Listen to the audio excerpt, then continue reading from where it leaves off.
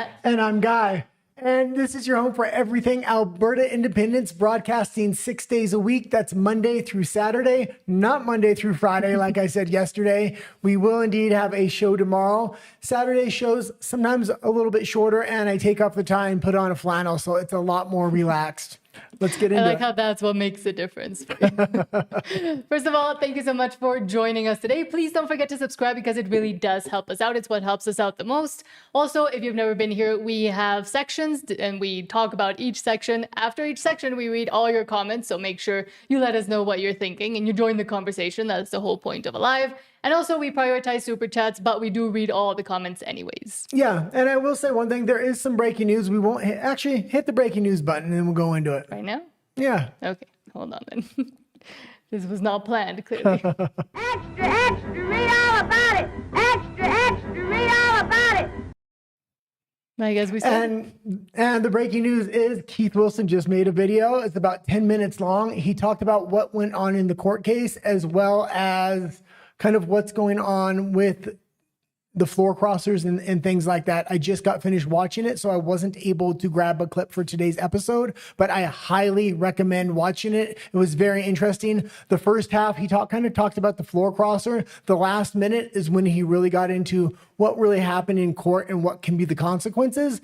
What he said, the injunction will not be to stop the signatures. If there's any injunction given, which hopefully there's going to be no injunction, it will be to stop the provincial government from actually counting the signatures. So that's where the injunction will come. So it looks like we're going to be able to keep collecting signatures. So if you haven't signed yet, go sign. Let them know where. Yeah, so we do always have the stayfreealberta.com website linked below. There you can find all the signing locations. You can also maybe request, if you can't come out, for somebody to go to you so they can help you sign, or find any other events and things that are happening. So it's the link down below, or it's stayfreealberta.com. Yeah, and we're about to go into the Stay Free Alberta section. That's where we kind of go over what's happening on the ground, what's the ground game, but a lot of court updates. Jeff Rath spoke in court yesterday. I wasn't able to get updates before we went on the air. I have them today, so we're going to talk about that. Let's get into the section. Yes.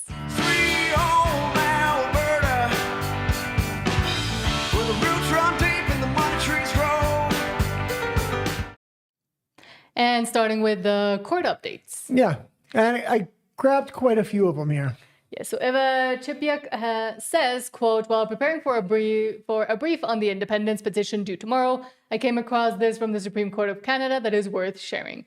The right of the people to discuss and debate ideas forms the very foundation of democracy. For this reason, the Supreme Court of Canada has assiduously protected the right of each citizen to participate in political debate. Permitting an effective voice for unpopular and minority views political parties may not embrace, is essential to deliberative democracy. The goal should be to bring the views of all citizens into the political arena for consideration, be they accepted or rejected at the end of the day. Free speech in the public square may not be curtailed merely because one might find the message unappetizing or the messenger distasteful.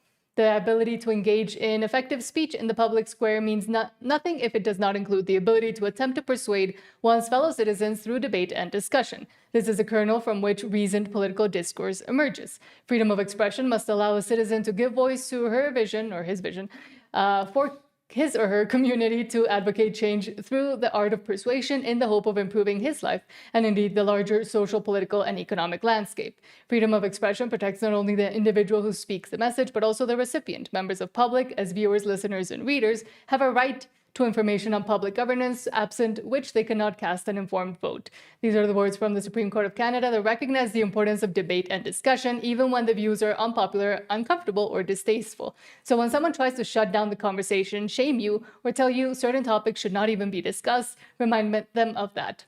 Yeah, and let's remember there are legal precedents in Canada. Canada is one of the few countries that have a legal path towards separation. So this shouldn't even be a fringe subject. The fact that they're bringing this court case forward and First Nations is going this route, it's somewhat shameful. That being said, she does have these statements made by the Supreme Court. I hope this is put into the briefing to the court and to the judge so this can have some influence on them. And into people's minds as well. It continues, the answer is not silence or suppression. A petition, a debate, even a controversial idea, these are not failures of the system.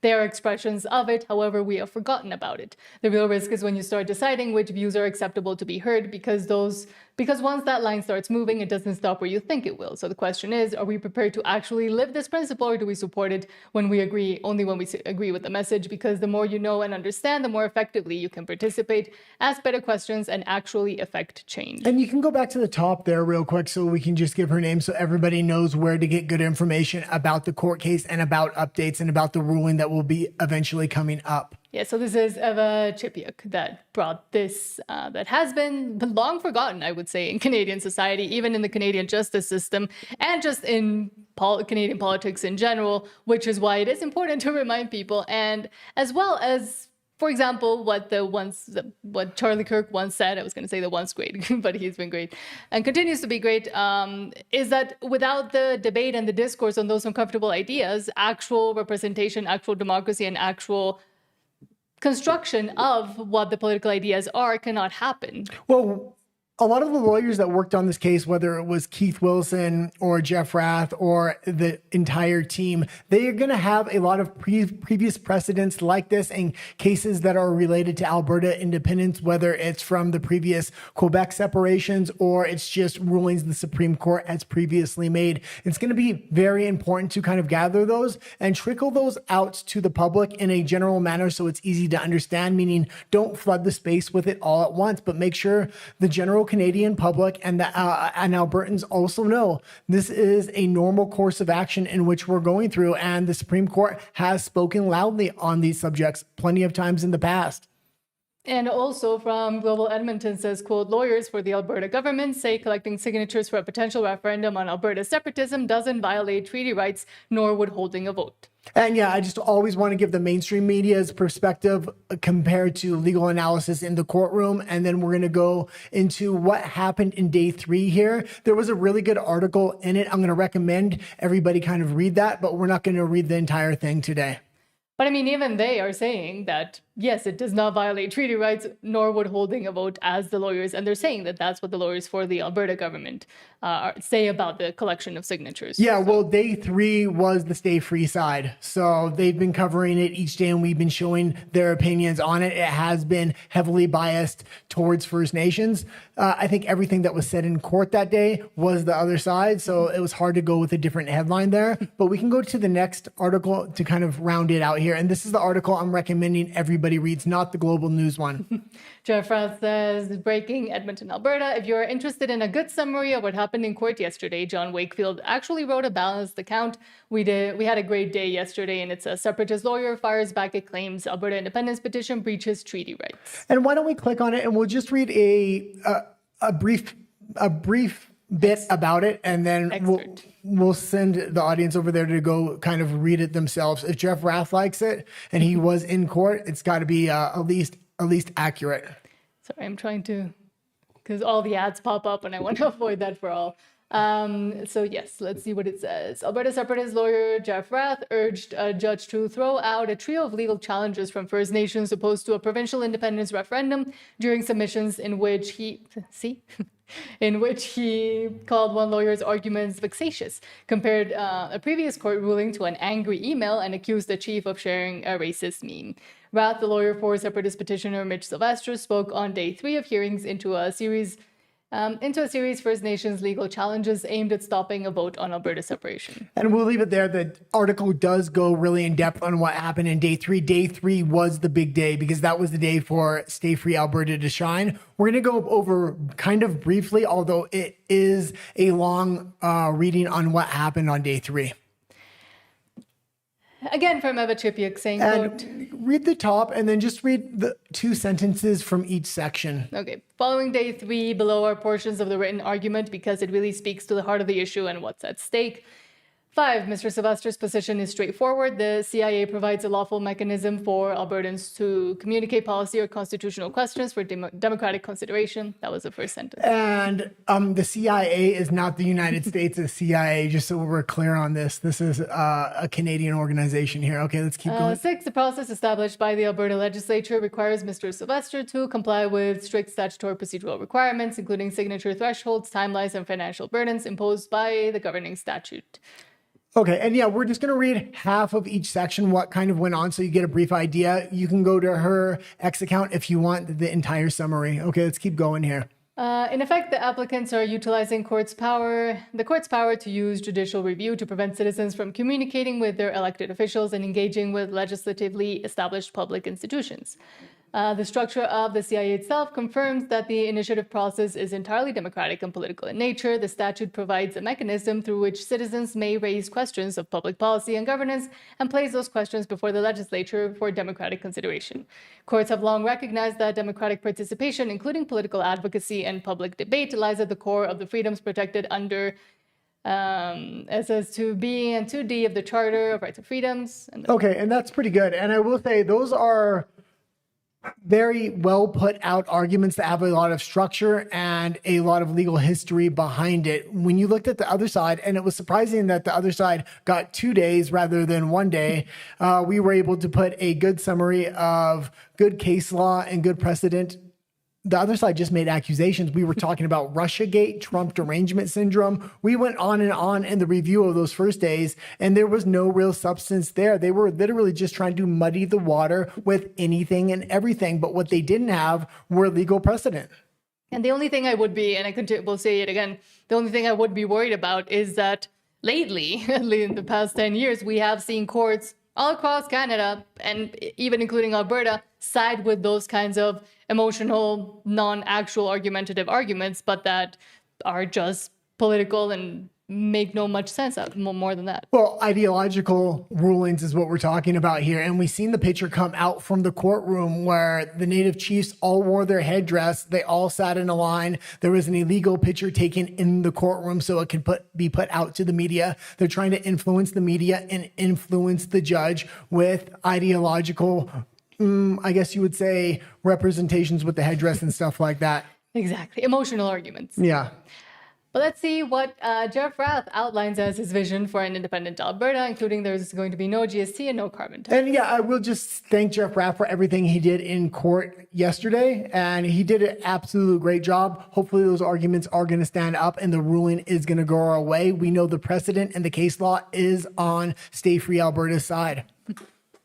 But this is very important because this gives an idea going forward what we want for a free and independent Alberta. Canada is headed in the complete opposite direction here, and conservatives across national Canada shouldn't get angry or shouldn't have tears about what's happening with these floor crossers. It's time to do what Pierre Poilievre wouldn't do, and that's take off the gloves and say Alberta independence is the way forward. You want to play politics and say the Liberals are just better at playing politics. Well, we're not playing politics because we're playing for keeps, and the movement is Alberta independence. What does Alberta separation actually look like? Well, it looks like we're going to have no more income tax, no more GST, no more carbon tax. We're going to get rid of all federal regulations of the oil and gas industry. We don't have to worry about the tanker ban because of free and independent Alberta. We've already been promised by Scott Bessent publicly that they would welcome a pipeline through the United States to the Pacific Northwest so we can service Korea, Japan, and the Pacific Rim market with Alberta oil and gas. It's going to be the wealthiest, least taxed, and least regulated jurisdiction in North America. So we're going to have a booming economy. We'll have the highest GDP per capita of any country in the world. Our children future again. Kids will be able to afford rent. They'll be able to buy their own home before they turn 25. It's going to be back to the way it should be. And we're looking forward to it. We're all very, very excited about no longer having to spend $15 billion a year to Quebec, another, $10 billion a year to the Maritimes. God, even $500 million last year to Ontario, that big have-not province that Doug Ford supposedly is running so well that he needs to take money from Alberta taxpayers to subsidize what he's doing because they cheat Hydro One revenue off of their books, right? So we're looking forward to getting out from underneath all of that and being treated like a resource colony by the rest of Canada. So again, Mark Carney, keep up the great work. We're very grateful to you for driving Albertans to leave Canada, and we're looking forward to a very shiny. And that was a little bit older of a clip, but I did want to play it because going forward, what do we want and what can we expect from a free and independent Alberta? We have to start building that vision. And even back then, he was saying, thank you, Mark Carney, after these floor crossers. And all I seen today was debates between conservatives and liberals. And the liberals keep saying the liberals are just better at playing politics. There's been 80 floor crossers throughout Canadian history. This is nothing new. You're just mad because your side didn't do it. Well, our side doesn't need to do it. We're going to do it when it comes to the vote for Alberta independence. But also, interestingly, I have seen a lot of liberal opinions, mainly on TikTok, interestingly, mainly younger women from the liberal side saying, well, we don't want all these floor crossers that are crazy and racist and horrible and have crazy ideas and religion, and they want to infect the Liberal Party with those kinds of ideas. And Mark Carney, what are you doing? Why are you bringing in Marilyn Gladu? Whatever her name is. Why are you bringing in this lady that has espoused crazy opinions and that has now completely changed her opinions on many things, including abortion? Well, Mark Carney does want this. He just wants to consolidate power at all costs necessary. He wants to federalize Canada. So even after these by-elections, once he gets a majority government, he's going to be looking at a flood of probably Conservatives and NDP candidates coming over and crossing the floor. There's been talk up to 10, but it could be even more once he gets that majority. And why does he want to do this? Because he wants to take the sovereignty away from individual provinces and federalize it all. This is why Alberta independence is already snowballing. We're seeing the numbers within Alberta specifically. We're going to show that in a little bit, but Alberta independence is growing, not just in popularity, but in sentiment because of all these floor crossers and what Carney wants to do. But that sentiment coming from these Karens saying, we don't want all these floor crossers. It's because they can't ideologically keep the barriers on the party. In the United States, what we've seen happen to the Liberals was every time there was a new ideological demand, they started kind of salami slicing them out of the party until there was hardly anybody left. And then you had this big coalition on the Conservative side. Mark Carney's doing the exact opposite to that in Canada. Exactly. And you also had, I believe I don't know if it's an interview, but Impunity Observer says, quote, publisher Ferg Hodgson joined the Patriot Pulse to discuss the secession movement that has reached a milestone in its bid for independence. Yeah, and this was a fantastic little video. I thought we would just play it. It gives a little bit of an overview here. Benefits associated with a free and independent Alberta are enormous. This is a historic opportunity that has the chance to turn the course of history.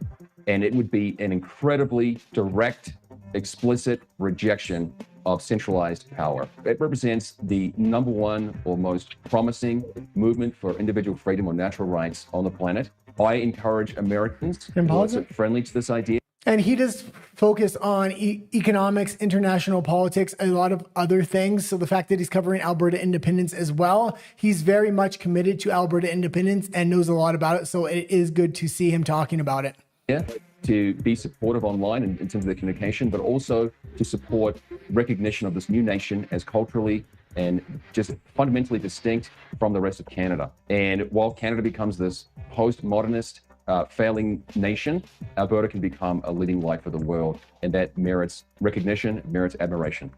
Benefits associated. Yeah, and I really always talk about this, and it really is the shining example for the world to how do you break free from these elites that are going the opposite direction that the citizenry want. You need to reverse that paradigm, and we're seeing new little organizations within Alberta independence talking about what are the responsibilities of the citizens themselves going forward, because it's not just about freedoms and what the government's going to give you. Citizens have a certain responsibility as well.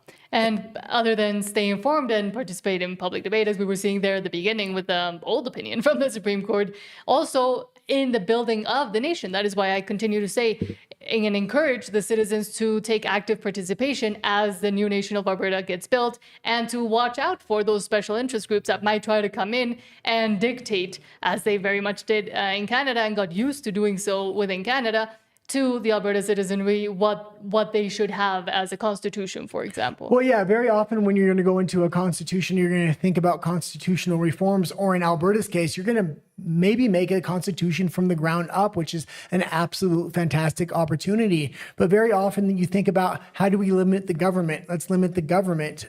The more you're going to limit the government, the more corruption that's going to be in the private institutions. So you're going to need to really limit corporations as well as government. You're going to have to figure out a way to do this. A lot of things that maybe haven't been done, or examples where it has been done, and you want to try to adopt those things into the Constitution. Mm-hmm. And Keith Wilson also discovered something and reviewed something. Oh, and by the way, thank you to Keith Wilson today. He liked one of our posts, so that always help us keep going with the future president of Alberta likes to post. Keith Wilson says, I reviewed the new Alberta NDP for Alberta for Canada site today. Surprisingly, they failed to provide even one concrete reason for Alberta to remain in Canada. Not one. If you care about Alberta's future, register on their site to stay informed on their activities. And yeah, the Alberta NDP has launched a new pro-Canada campaign aimed at mobilizing Albertans who oppose the separatist movement in the province. Well, yeah, and it's very interesting. On their own website, they can't even talk about why it's important for Alberta to stay with Canada. They just don't have it. And in these debates, it's becoming very evident. That's why there are very, very few debates to begin with. And when there is a debate, it seems like it's just Jason Kenney or somebody radical that has TDS. I'm talking about the guy that was debating Marty up north. Should we go to the Oh, you can website? Go there if you want. Well, because I got interested to see what it kind of looks like. So this is it. For Alberta, for Canada, take action. Well, and we are going to go into the NDP's numbers in Alberta specifically, and they are absolutely tanking right now, and rightfully so. But let's see their vision for Alberta here. There is none. It's with a fall referendum now almost guaranteed, it's time to stand up for Alberta, stand up for Canada, and take action. We can't sit on the sidelines while separatists mobilize, putting our province and country at risk. Get involved. They say if you have questions, we have answers, but they don't really. So it says, what is For Alberta for Canada all about? For Alberta for Canada is for everyone who wants to take action ahead of an upcoming separatism referendum. We love our province and our country and are ready to fight back against separatism and the rhetoric putting it all at risk. Albertans can join us at upcoming events, share information with their networks, and follow other Albertans that are not alone, to tell them they're not alone in standing up for Alberta and for Canada.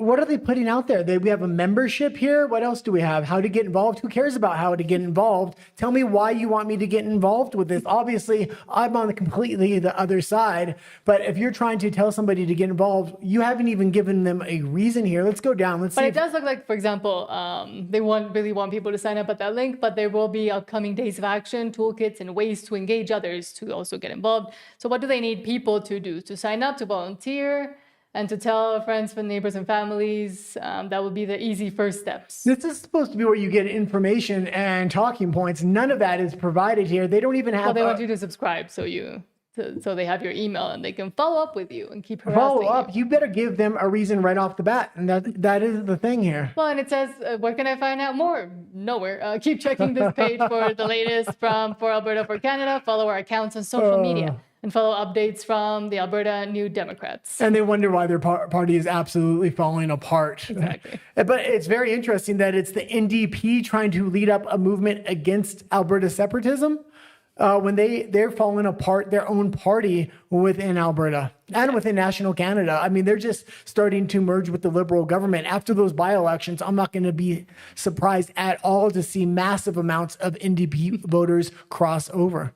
But now, before we get into the whole Alberta politics section, where we will review how the NDP is actually doing, I'll read some of your comments and respond to them. Yeah. Fergus Hodgson, hello, thank you for being here, says any injunction would be an incredibly anti-democratic decision. Exactly. And even the Supreme Court itself seemed to agree a while ago, at least. Well, and also, because they're not going to have the injunction to actually stop the signatures, Keith Wilson made it clear if there is an injunction, it's going to happen at the end to stop the counting of the signatures. This is interesting because Stay Free Alberta has game planned this a bit, meaning they're going to have an accounting firm count all their signatures before they submit them. So even if they don't count them, they're going to be able to release that to the public so we can put pressure on Danielle Smith and the provincial government to actually count these signatures. And Harmony, hello Harmony, says, I didn't watch the whole video in regard to Keith Wilson. Wanted to watch today, but they might have changed their thinking. I don't know who. Well, it was a very short video. It's only 10 minutes. I highly recommend watching it. So...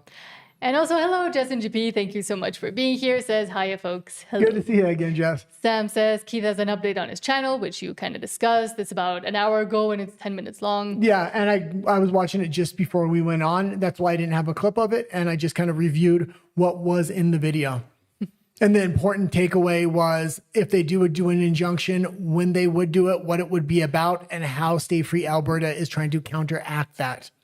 Harmony says, a friend once told me we don't have a democracy, we have a democracy. Well, we're about to have a democracy with the Alberta independence movement here. I mean, with the amount of floor crossers and the absolute throwing democracy in the garbage can, or the illusion of democracy Canada once had of democracy, throwing that in the garbage can.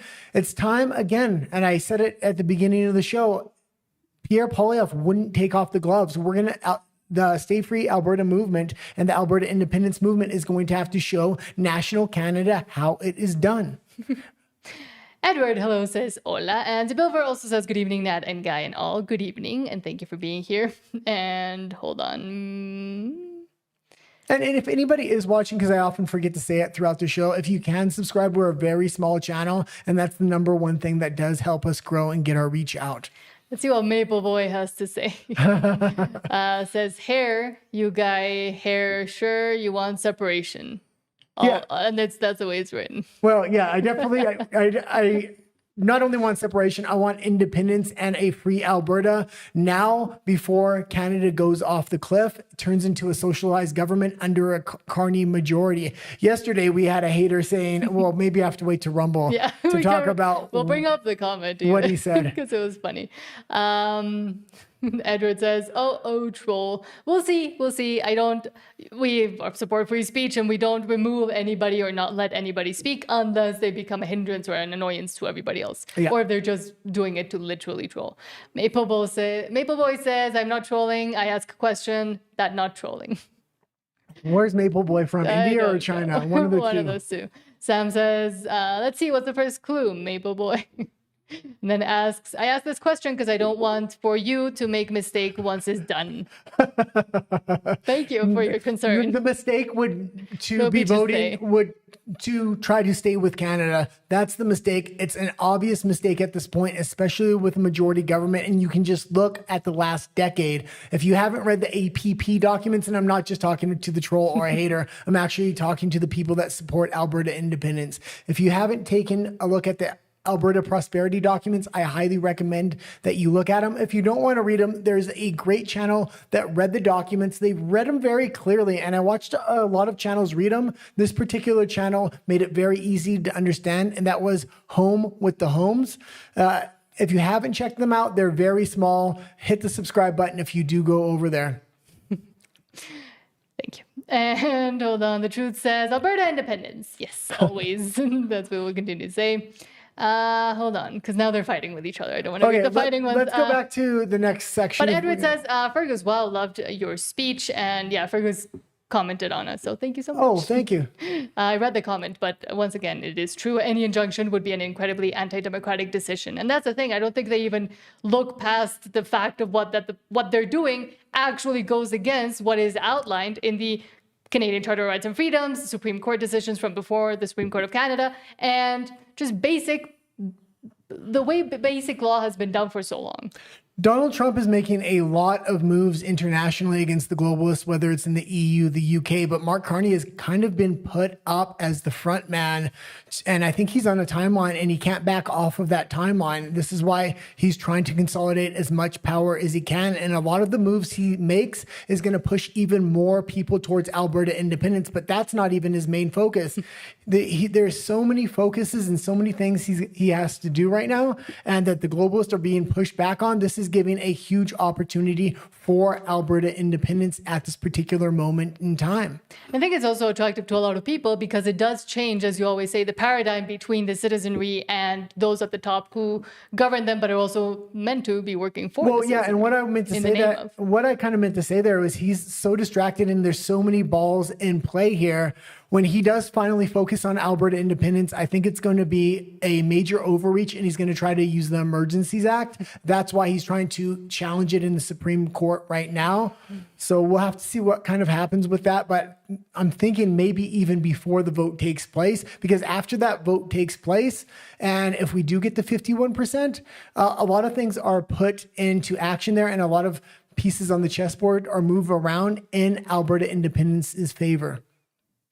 But now let's go to Alberta politics and see what's going on with the NDP in Alberta and then in general too. He doesn't discuss federal politics. He only concerns himself with Alberta's independence.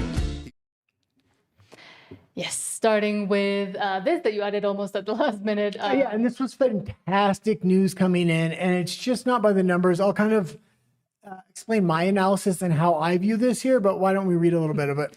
Charistis, I guess, says, quote, latest ledger, Alberta poll modeled out. The UCP is 70 seats, up 21. The NDP is 17 seats, down 21. UCP majority government, plus change from the 2023 Alberta general election. Yeah, and I think what we're starting to see here, you can leave it at the top there. What we're seeing here is people that were maybe in the middle coming over to the Conservatives, and a lot of the people that are in the Conservative space, and the poll's not going to be able to show that, are going to be coming over towards Alberta independence. And there's a lot of other groups. There's National Conservatives as well that were planning to pull the parachute, move to the United States, just like it happened last year. 200 and around 60,000 Canadians left for the United States, 41,000 from British Columbia. A lot of those people are looking at Alberta independence right now and saying, we'll move to Alberta, we'll move our businesses to Alberta, we'll vote for Alberta independence. And these are the kind of people you want. They always have the United States or Mexico as a safety net or a backup plan if the independence vote doesn't go the way that they want. But it will. Yeah. We'll make sure of it. It will go the way we want. We're here 6 days a week, live every Sunday. We have an edited, pre-recorded video we put out. Eventually, it will be a live video. I mean, our live is committed to this right up until the vote. And even after the vote, once we get independence, we're going to have to focus on how we do found a nation and bring in radical transparency in every realm, whether that's corporations or the government. Keith Wilson also says we can't build a new coastal pipeline without oil to fill it. Oil companies can't produce that oil when Carney's carbon taxes, net zero mandates, methane caps, and endless climate restrictions keep destroying their profit margins for increased production. An independent Alberta ends all of it. No carbon taxes, no net zero, no radical climate cartel ideology, just energy freedom and prosperity. Yeah, and I'm glad Keith Wilson is now getting on these talking points as well. It was Jeff Rath really pushing this before, talking about the over-regulation. And we're going to have updates later on what's happening in Ireland. We talked about that yesterday. When we get to Alberta in the World, we're going to talk about their movement that's going on right now that's really mirroring the truckers' convoy. But because they let it go for so long and they didn't speak up about all these regulations and they negotiated with the government for another regulation and another regulation and another one, it came down to the fact when oil prices went up, it absolutely broke their back. They should never have won along with this stuff to begin with. Alberta's starting to go along with this as well, as much as I like Danielle Smith, and she's coming back towards the side of Alberta independence and allowing democracy to kind of play out. I don't agree with these MOUs. I don't think we should be submitting to these regulations that will eventually put the oil business out of business and stop the mining business in Alberta from actually functioning at maximum capacity. But again, and here the Calgary Herald says, come on, Carney, Danielle Smith impatient with Prime Minister over pipeline talks. But yes, and if Alberta continues to just be a province, Danielle Smith and all she can do almost as a national politician, but looking after Alberta's interests in a way as much as she can when dealing with the federal government and with Mark Carney, this is basically all she can do. She can just say, oh, I'm getting impatient. Come on, give us a resolution, help us out. But that's about it. Well, no, she's doing a lot more than that. No, but I mean, like when it comes to actually, like Keith Wilson says here, like when it comes to actually get rid of it all and actually have a pipeline with oil to fill it. Yeah, enough oil. But what I'm talking about is she is trying to build the best safety net she can build within a national government, which I don't agree that's the strategy forward. But you need somebody like her trying to build this best safety net possible. That being said, look to the United States where they're not going to put the same regulations on your pipelines. See what the federal government of Canada is going to do if you agree to a pipeline down there. Are they going to demand that you meet radical climate regulations and agendas on their schedule, even though the pipeline's with the U.S.? But it's also like not like we haven't seen, and we've even shown here that investors from the U.S. and elsewhere have come to Alberta and say, well, I mean, with the current policies imposed by the federal government, it doesn't make much sense to actually invest and actually start a business relation or even get oil, because it's not beneficial to them. It's way more expensive to them right now than it would be in an independent Alberta. Well, and this is why when you read over the APP documents, they were very conservative in all their estimates, and they just did their estimates on how Canada is today, where Alberta is today. The truth is, if you get rid of all those regulations that are currently on there, there's going to be massive investment, not just in the oil industry, but part of the Rocky Mountains are also in Alberta. The mining industry is going to flourish. It's very important you have both those industries. So when oil fluctuates, you're going to be able to adapt through the mining industry, through manufacturing, through a lot of other things. And also that gives you a lot of the raw natural resources you need if you want to build manufacturing. We got, wow. Hold on, where are we? Oh, that Mexican pesos. Oh, 50. Rafa, hello. Thank you. Hello, Rafa. How are you? Says, wow, a lot of viewers today. Glad to see that. Happy Friday. Thank you so much for the 50 peso super chat. Yeah. It's really appreciated. And Rafa is our oldest and I would say greatest supporter. He has been busy because he's recently started a family. We're very happy for him. But thank you so much for being here. And thank you so much for the super chat. And happy Friday to you too. Yeah, and Rafa, if anybody's ever had a YouTube channel, you'll know when you started out, nobody watches the channel, especially when you do lives. He was the only one. He was leaving comments. It really helped us keep going in our darkest moment. Yes. If people don't know, we used to live in Canada.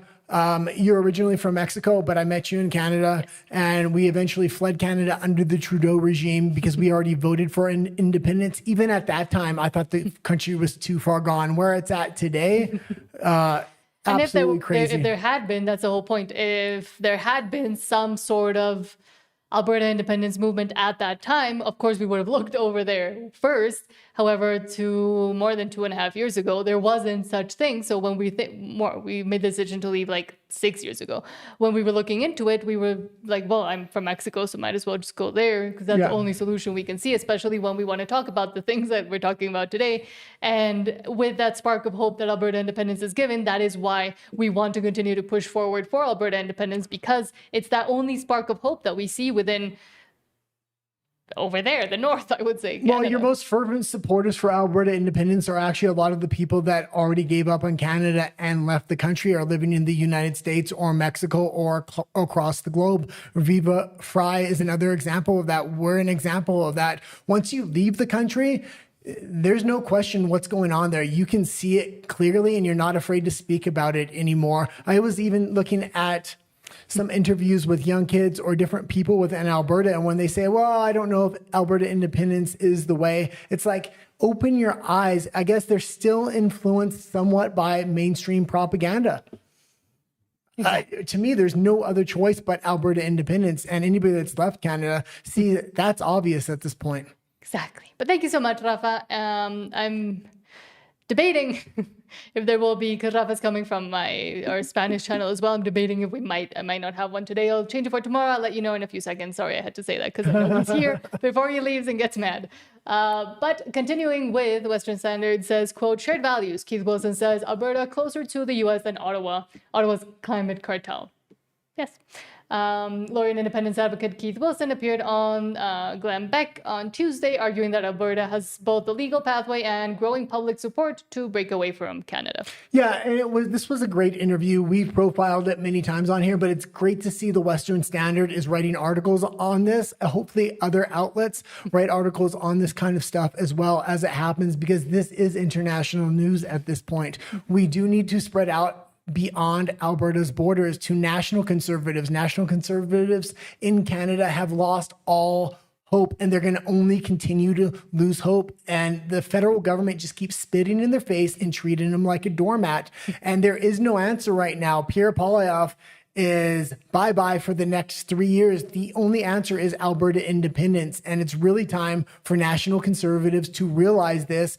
Come to Alberta independence, even if you don't want to move here, but just support it vocally online or amongst your friends. Because also, especially for Alberta, Keith Wilson says here, via Fraser Institute study, $170 per ton industrial carbon tax by 2030 would slash Alberta's GDP by 2%, or $1,730 per worker, wipe out 10,000 plus jobs, and hammer energy sectors the hardest. Electricity down 6.9%, refined fuel 6.1%, down 6.1%. Capital earnings would crash 10.8%, gutting investment and everybody's kids' future. The world needs Alberta. The world needs Alberta's oil.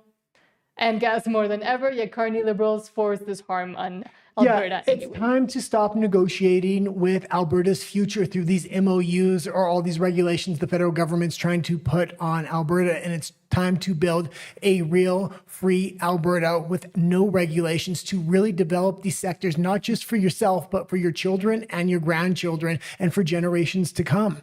And then with those sectors already developed and all the wealth that would bring, but also all the productivity it would bring, it could also, that's what a lot of Carney specifically, but a lot of the insane climate cartel, as Keith Wilson calls them, don't understand is that through using right now oil, carbon, etc., eventually you can get to the innovations needed to maybe move past it, but you can't just halt production and being able to use those resources first in getting to another spot like nuclear energy, which we talk about usually. Well, Alberta's in a fantastic place. They have 5 refineries. They have a well-developed oil industry. They have somewhat of a mining sector as well.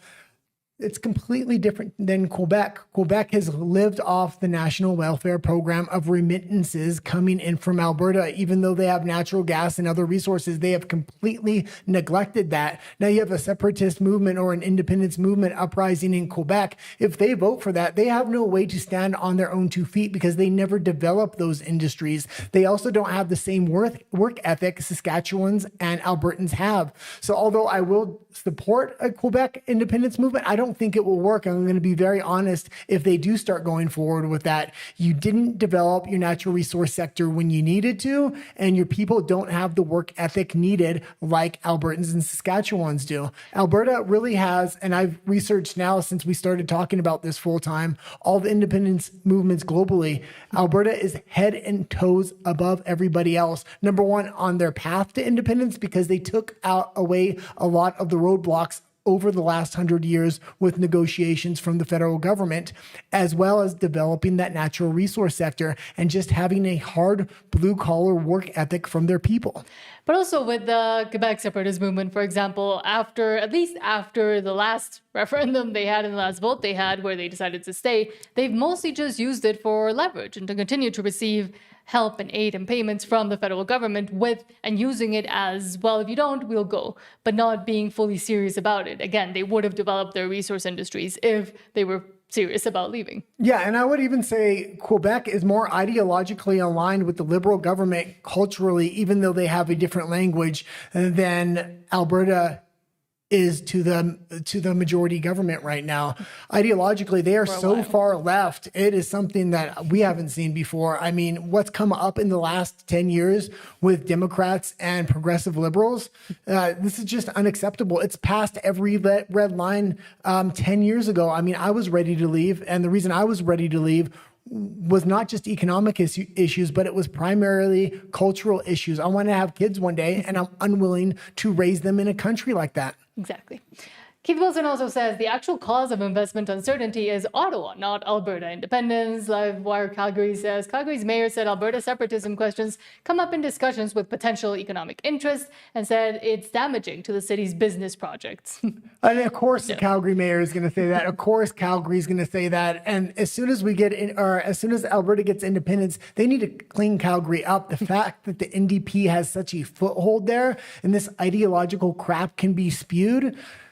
But we've also, and I mean, even anecdotally, we've seen people in our chat say, oh, I'm finally have been able to move my business to Alberta. And we have seen, at least in our small experience, 2 or 3 people that tell us that they're trying to move their businesses away from other provinces to go into Alberta. Mm-hmm. And then we've seen investors in the oil sector, for example, come out and say, well, right now, the carbon taxes and everything else that is impeding full production within Alberta is what's stopping us from continuing to invest in it. Well, let's bring that back up for a second. Let's talk about what he's talking about here, because what they want to do is make the one good argument they think they have is because after the Quebec separatist movement happened, business flooded out of Quebec and went to Ottawa, but that was the financial sector. Mm-hmm. These were white collar jobs that the businesses could easily relocate to Ottawa. a lot of the sectors within Alberta, these are natural resource sectors. They need to be stationed there because of the resources that are coming out of the ground there. They're not easily relocated. A matter of fact, there's nowhere they could relocate to. So you're not going to have the same kind of business exodus that happened with Quebec. But this is the narrative they're going to want to build. They're going to want to build it through the mayor of Calgary and other people in the NDP. We see the NDP is currently launching that website, which we just showed, although they have no talking points on there or any reason why you should oppose Alberta independence, because there are few and far between reasons. But also, it's funny because no good business would actually say, oh, yes, we want more regulation. So the potential for any investment or any business, especially big ones, looking into going towards Alberta would say, well, in an independent Alberta, there is less regulation and there is more actual openness to business activity that we want to do, be it natural resources or others as well. And right now is when we're seeing that, yes, businesses are still cautious because all of those restrictions are still imposed upon the province. Well, businesses are extremely cautious because because of the North America Free Trade Agreement and the direction Carney is going. He's going towards communist China and being antagonistic towards Trump. Danielle Smith is taking a different approach. People in Alberta, I'll stop real quick and you can read the super chat. Let me go down to it. Hold on.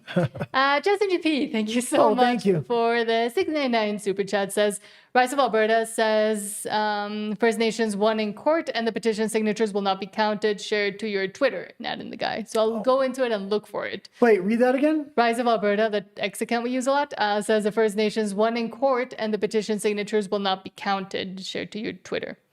We'll see. God. Let me double check it because we'll have to double check that. Yes. But that was a quick decision, and my God, that would be weird if that was. That would be strange. Let me find it. This is shocking if this is actually happening. We're going to find it live. I'll finish talking about what I was talking about, and then you're going to go find that. Yes. Alberta and Danielle Smith has a completely different relationship with Donald Trump. So let's just say Carney keeps being antagonistic towards Trump with the North America Free Trade Agreement. He's very likely to go to an individual province like Alberta and try to cut a deal individually, which would be very interesting. Sorry, I'm looking for more sources. So keep talking. And that would be the worst news of the day if that happened. I don't know the path forward if that does happen. I'm trying to figure out if anybody. I'm guessing you would challenge it, but your best opportunity is going to be within the Alberta court system for sure. As soon as you challenge there seems to be still mechanisms that the Stay Free Alberta planned for, mechanisms that they planned for. But again, I'm still trying to look it up. So you keep talking, please.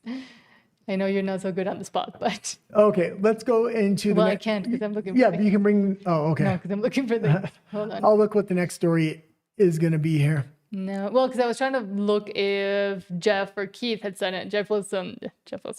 Keith Wilson or Jeff Rath had said anything, but it was such weak arguments in the first day of court. I mean, they were absolutely outlandish. If the court did side with the First Nations here, this is complete political corruption and an ideological ruling. Okay, so I'm not fully sure. Again, I'm not fully sure. Okay, let's just bring it up and 100% verified. But Rise of Alberta says, take it with a grain of salt. And Rise of Alberta is usually a very, very good source. So we will take it with a grain of salt. This is just coming in. It's breaking news. And that's why I was looking for either Mitch or Jeff or Keith to have, if they had said anything, but no. Quote, the court has issued a stay on the Citizens Initiative process, preventing Elections Alberta from counting the vote on the Alberta Independence Petition. This was anticipated, as many of us know. Many judges in Alberta are appointed by Ottawa and do not serve the interests of Albertans. That's what I was saying earlier. However, this decision does not stop the current collection of signatures by Stay Free Alberta, and signatures can continue to be collected until May 2nd. The independence movement planned for this. There are still many ways forward.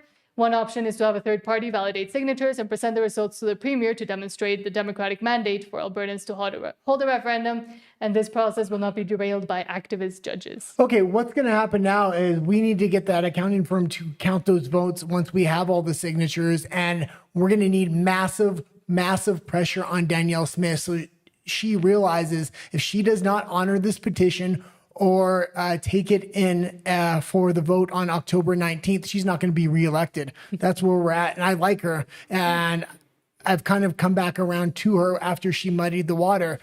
That being said, I did say if they were going to try to stop this thing, they would try to stop it before October 19th, whether that was the Emergencies Act or we're seeing how they're trying to do it now.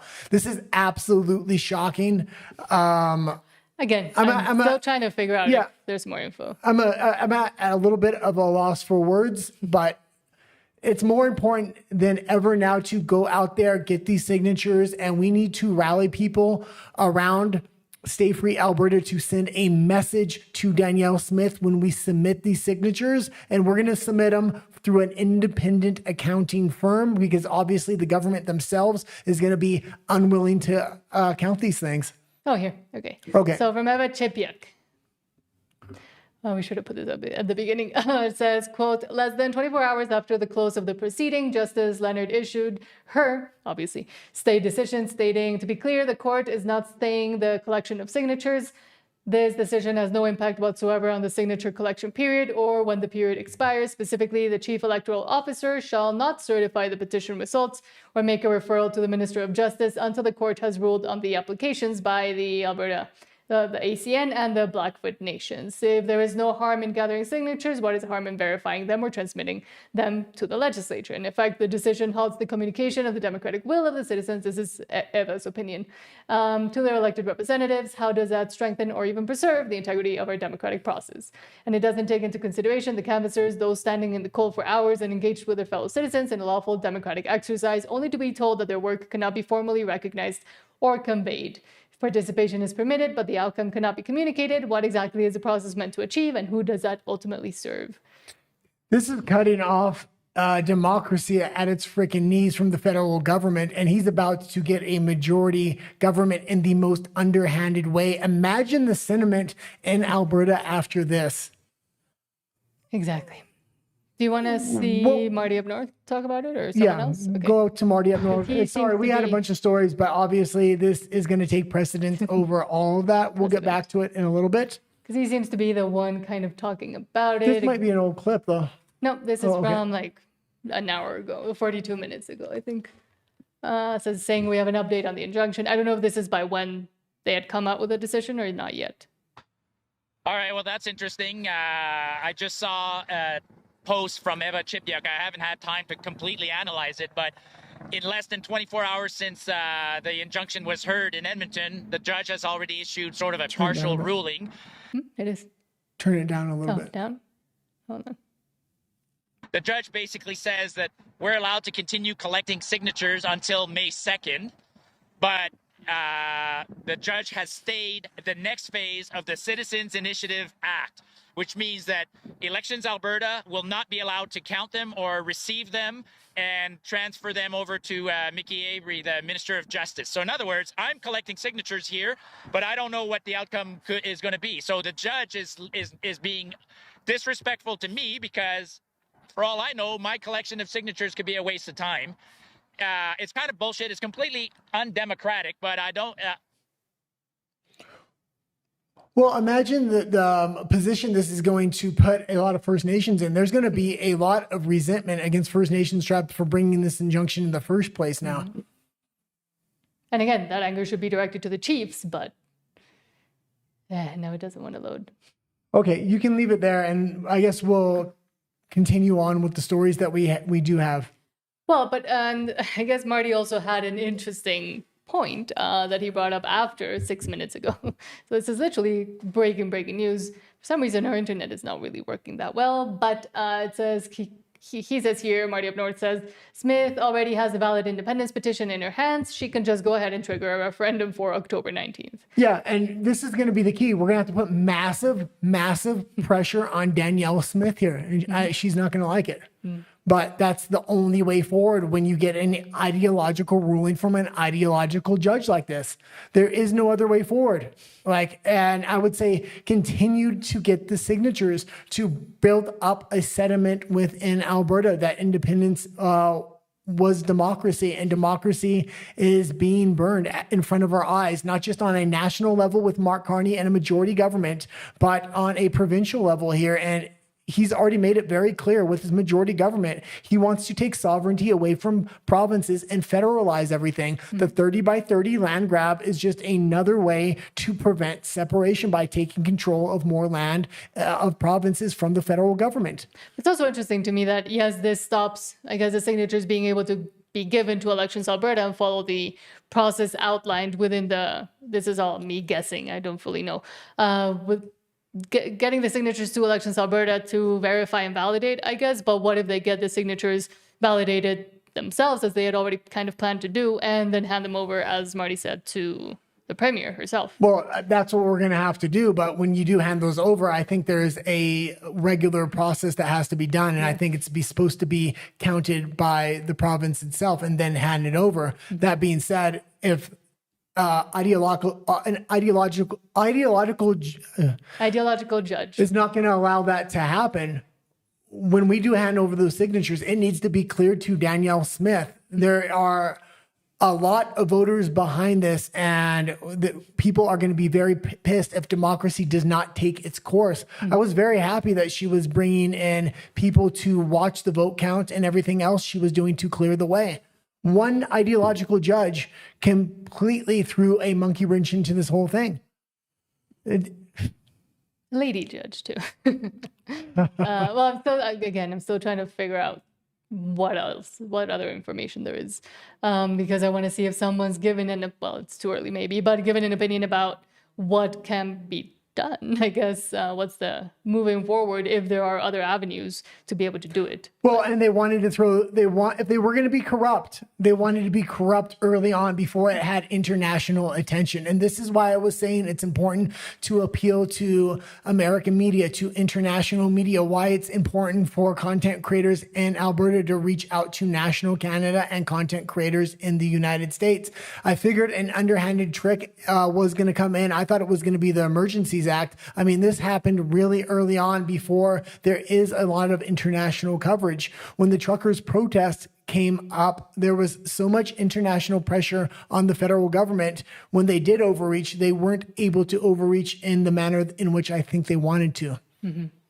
Sorry, I'm still trying to figure it out, but okay. Should we move on? Yeah, let's continue on. If anything else comes up, please do let us know so we can go into it, or if either Jeff or Keith or anybody else does give a statement, because we can't be checking out right now as we do the show. Let us know and we'll go to that. And we will continue to cover Alberta independence no matter which way this thing goes. I don't think this is a completely lost cause yet. Like it is stop in the roadblock in the way. But again, I still want to, and I have seen, as I was trying to read right now, some opinions saying, well, the referendum and the signatures needed has been triggered. It's just the certification process that they're trying to prevent.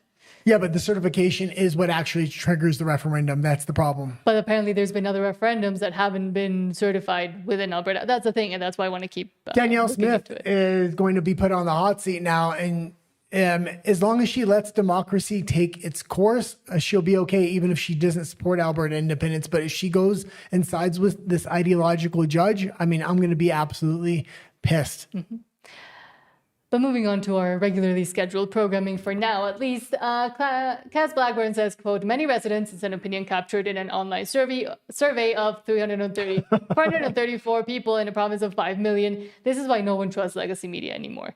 And yes, CTV News Calgary says Alberta is on the wrong track. Many residents believe. You poll 434 residents believe. And where were they from? Calgary? Calgary. Yeah. Well, it's CTV News Calgary. Oh, so, my God. Of course.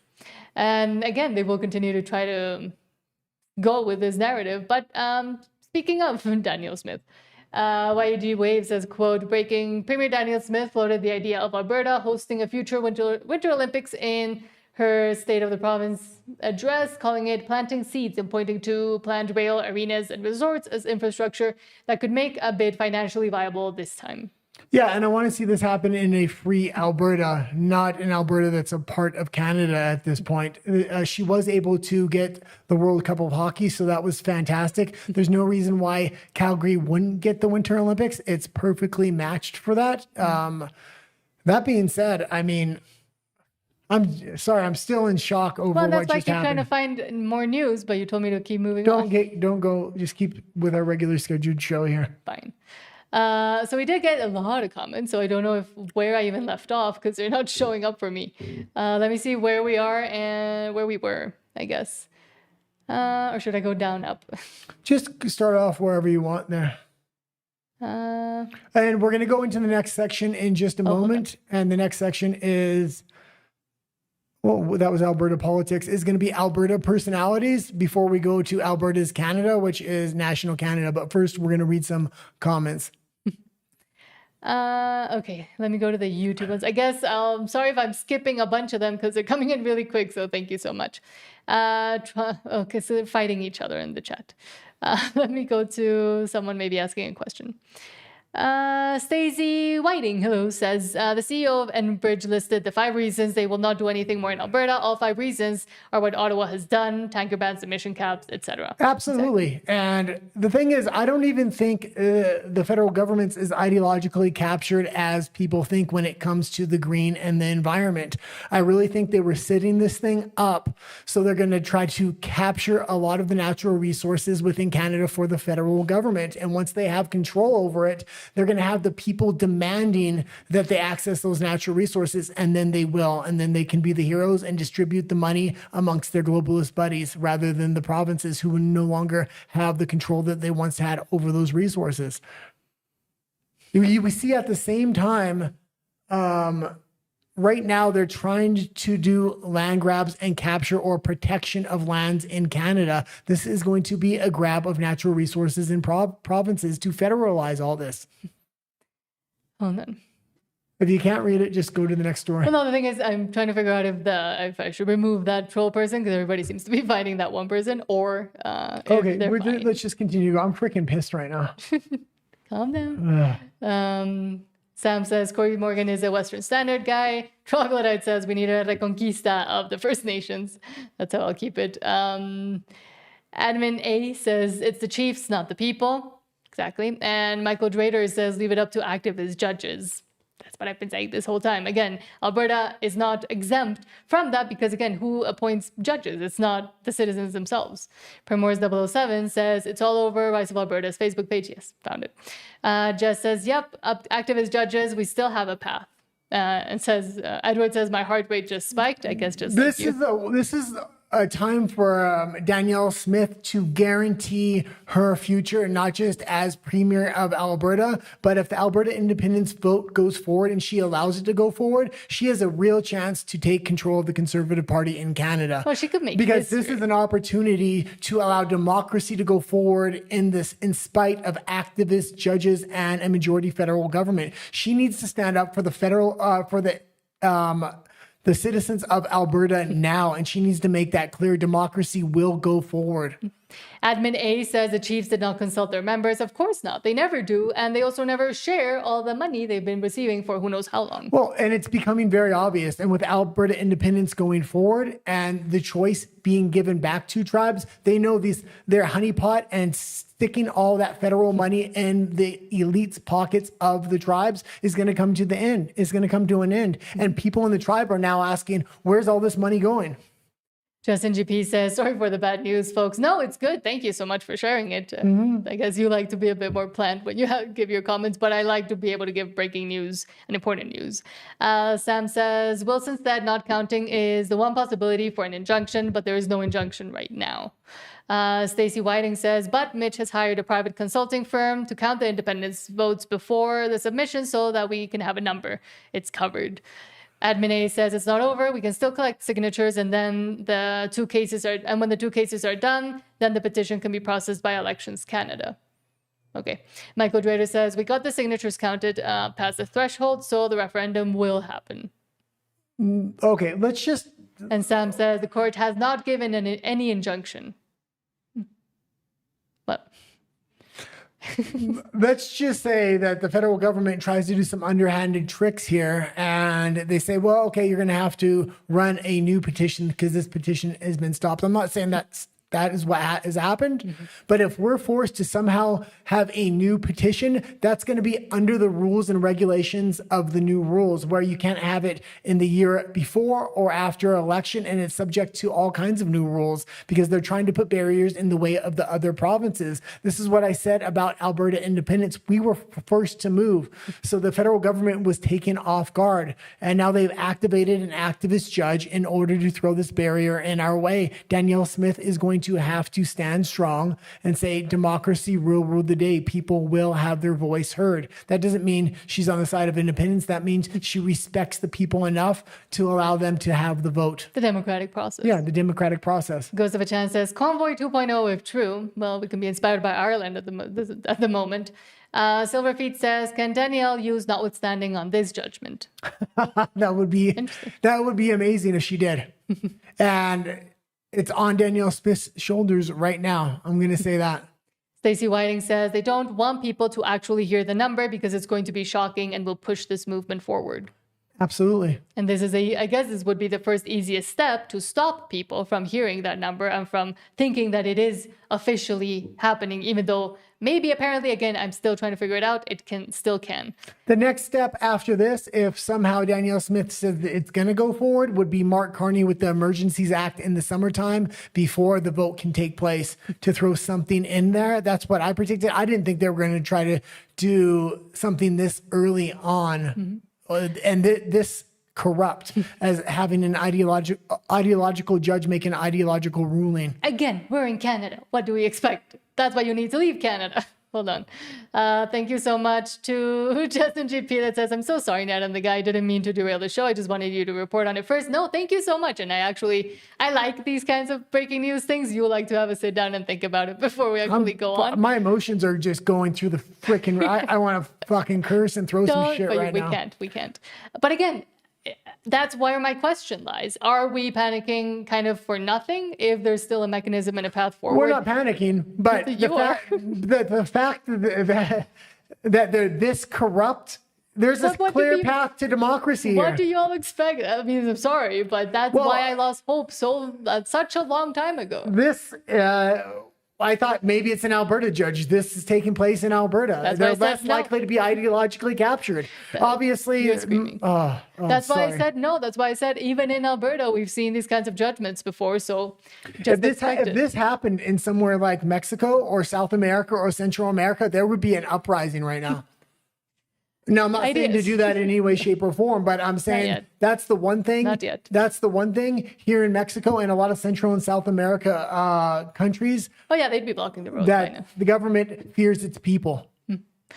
But don't worry about it, Justin. Thank you so much for letting us know. Also. And Sam, thank you so much for the $10 super chat. Thank you, Sam. Very thank you. nice. Thank Sorry, you, I haven't Jeff, been reading well. your messages because for some reason I think you're just trying to fight and defend Alberta against that troll person. Okay, let me see if I can get maybe see if somebody else knows more stuff. Yeah, why don't you look for it and I'll talk to the audience for a minute. Thank you to this point for everybody that has supported Alberta independence. Yes. I'm pissed right now. I'm sure a lot of you are pissed right now. Now is the time to stand together. It was never going to be an easy path. I was expecting the Emergencies Act from Carney in the summertime or closer to the vote. Honestly, I wasn't expecting this. I listened to a lot of the court case. I seen the updates from the court case. It was the weakest, most ideologically corrupt case I had ever seen for 2 days. Why were they able to present for 2 days with no real precedent? And then Jeff Rath was able to present on the last day. And what they presented was ideologically coherent arguments. We outlined them at the beginning of the show, what Rath's arguments were and how they were based on precedent. This is the time we need to come together. We need to press for even more signatures. We need to start pressing for rallies. We need to press this into international media, into national conservative content creators in Canada.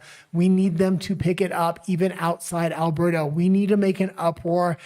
So when we do submit those votes and we do have an accounting firm tally those votes, the number is high. Now it's more important than ever to get a high vote count. I said before, it was okay if we didn't have a high vote count. because the federal government would underestimate us. This completely changes that dynamic. If you're getting signatures and you're a petitioner, we need those signatures. So when the accounting firm counts for them, we have 400,000 or 500,000. So we have more than the other petition, and we can really put some real pressure on Danielle Smith. Everywhere Danielle Smith is, the Alberta independence people need to be, and they need to be asking her questions and asking her why is an ideological judge able to derail democracy within Alberta. We got another super chat there if we can read that. Hold on. Sorry. I found an article. Oh, okay. Sam, thank you so much for Thank you, the Sam. $2 super chat. Says, stay on counting judgments. It's not an injunction. That's what I'm trying to get. That's why I'm trying to kind of get an article to figure out what's going on.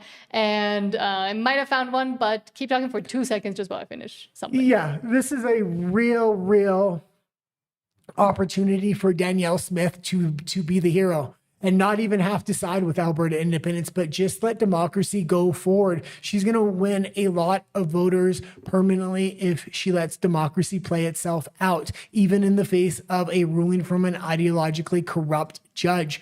I'm very interested to see what kind of statement she's going to put out.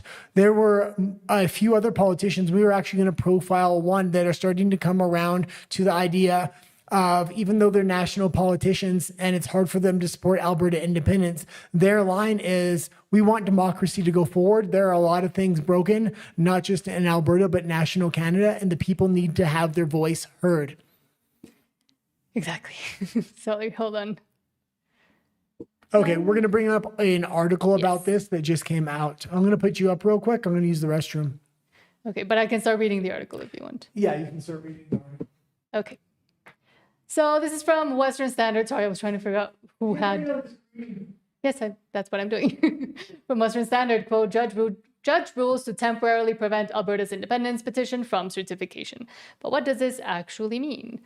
Let's see. Justice Shana, don't really care what her name is, Leonard, issued a stay on Friday to temporarily prevent Alberta's chief electoral officer from certifying the Stay-Free Alberta independence petition until after she completes a full judicial review. Leonard issued her decision after hearing arguments on Wednesday and Thursday regarding the Athabasca, Chippewa First Nation, Don't Care, and Blackfoot Confederacy's applications for a judicial review of the CEO's decisions to issue a second independence petition. The decision will not prevent Stay-Free Alberta from collecting signatures ahead of their May 2 petition submission deadline. It will not be able to advance past this point until after Leonard has completed her full judicial review. Let's hope she does it quickly, and she does it hearing the rest of what the rest of the peoples within their own province where she lives have to say. Okay, if she's doing this review, we need to put pressure on her. Honestly, well, that would be interference of the law, but yeah. Well, we got to put pressure on all of Canada here, and a truckers' protest that shuts down the economy. I wouldn't say just yet. No, just not yet. Athabasca, Chippewa First Nation, and the Blackfoot Confederacy asked Leonard to grant this stay as part of their arguments in court, in which they primarily claimed that the CEO misunderstood the intention of Bill 11, blah, blah, blah. The CEO believed Bill 14 left them forced to issue the Stay-Free Alberta petition, despite a similar petition already being shut down as unconstitutional. Legal counsel for the applicant claims that the CEO did not correctly apply the Government of Alberta's intended meaning, arguing that the provincial government did not mean for a petition on a topic that had already been ruled unconstitutional to be brought forward again. Counsels for the Government of Alberta, Stay-Free Alberta petition organizer Mitch Sylvester, and the CEO said there was no misinterpretation. The bill was written as intended, and the UCP government had the opportunity to clarify the wording before passing the legislation if they believed it was necessary. The case also involved discussions about whether an independent Alberta would be constitutional or violate treaty rights.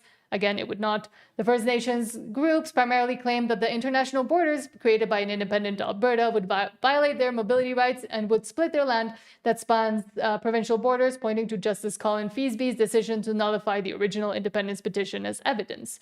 Sylvester's counsel, Jeff Rath, pushed back on claims that Feasby said Alberta independence would be unconstitutional, citing paragraph 249 of Feasby's decision that said, Nothing in this decision should be understood to mean that the Constitution cannot be amended or that Alberta cannot hold a referendum on separation, read the decision of Feasby. This decision only stands for the proposition that Alberta in the CIA did not give its citizens the power to initiate a referendum on the question of independence from Canada. Rath and the government of Alberta's council, Neil Dobson, both said there are no rights inherently violated by an Alberta independence petition nor a simple vote on the matter. Leonard is anticipated to complete her review and announce her ruling within a month, but there is no set deadline. So a month. That's what I wanted to know. So, sorry I read that quickly, but I wanted to get through it. So quickly. she's going to have 1 month to give her actual ruling, and they can't. Yes, to make her yeah. Can she take longer than a month? It says it would be within a month. Within a month. Yeah. There's going to be a lot of pressure put on her. But again, from I the think that federal would government in the month. Maybe. From the federal, I'm saying yeah. behind closed doors from the federal government. And, but a month isn't that bad because that's when you can still continue to. That's around the time the signatures. That's just past the time the signatures normally would have been submitted. Mm-hmm. But having this signatures counted by an accounting firm and then released to the public will create an uproar in Alberta, which would be fantastic. Oh, sorry, I left that up while I was trying to read. Sean says, this just confirms to me that they gathered the correct signatures already. Why risk showing your hand if they didn't have enough signatures? Much better politically to say not enough signatures. Exactly. Yeah, they were hoping this court case things were going to go a lot different, that we weren't going to get the signatures before this. Yeah. And Sam again says, people, a stay is not an injunction, is a pause on judgment. But again, that means that she needs that pause as well. Because in the beginning of the court case, she was leaning heavy towards Stay Free Alberta, and a lot of the pre-statements she had said. This is shocking to me. And Stacey has a good point. Says judge will likely have the signatures counted and verified, but what they really wanted in court is for the Alberta legislature not to release the totals, so the total numbers, again, because that would push and give away more confidence to those that might be still thinking about it or on the sidelines to actually go forth with it. So I mean that would be the easiest mechanism for them to stop it before it gets bigger and bigger. Well, and Mitch Vester kind of had to release that game plan to put pressure on them, saying we're going to have an accounting firm count these signatures before. So if you try to hold on to them and not count them, that's going to be a major corruption of justice there. Silverfeet says, time to get 2 million signatures. And Admin A says, I agree, Silver. And when Carney gets his majority, we will have fence sitters come to sign, especially if they would have been able to see how many people actually had signed already. Yeah, absolutely. I mean, this next month, you're going to see. So let's just say, for potential sake, we have around 300,000 signatures. That's what me and Marty were talking about the other day, between 250 and about 300,000. I think we can easily double that within 15 days. Right now, with what's happened with the majority government, what's happening with the floor crossers, what's happening with the by-elections, what happened with the MOUs on the pipeline, what happened with the court case in Alberta independence, what's happening with the weather warming up and everybody coming back from their camp jobs. There's going to be a lot of angry people in Alberta right now. I mean, I'm not even in Alberta, and I'm freaking fuming. Well, because we're literally trying to push this movement forward because it's the last strain of hope we have in a country we at once, at least both of us, had some sort of hope in. Yeah. A long time ago.